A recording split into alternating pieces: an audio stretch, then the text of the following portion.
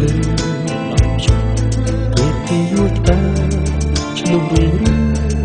វណ្ណៈទីពូរនាងស្នេហ៍ខាងចា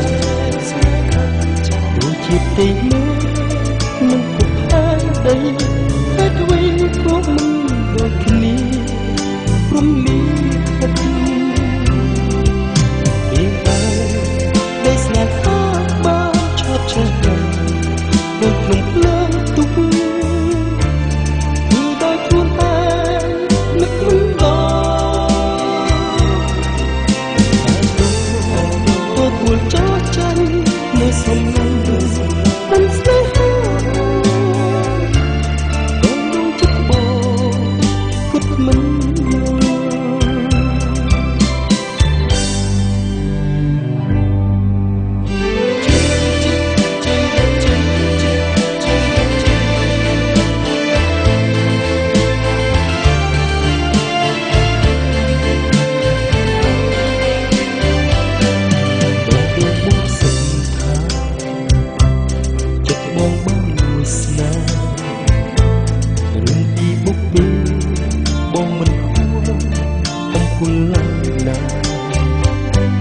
សូមឲ្យអូនយល់ចិត្ត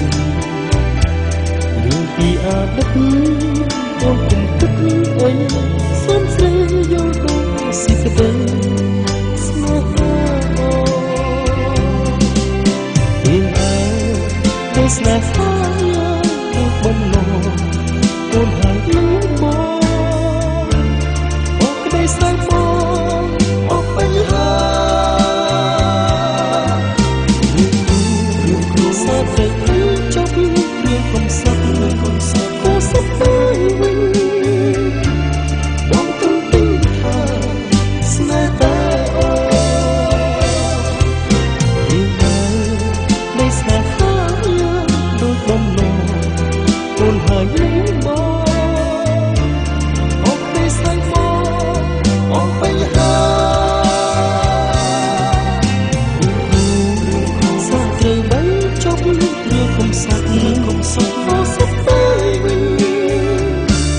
បងទន្ទឹងថា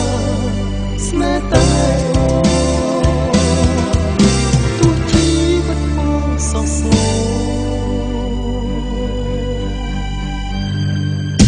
ក៏ស្នេហ៍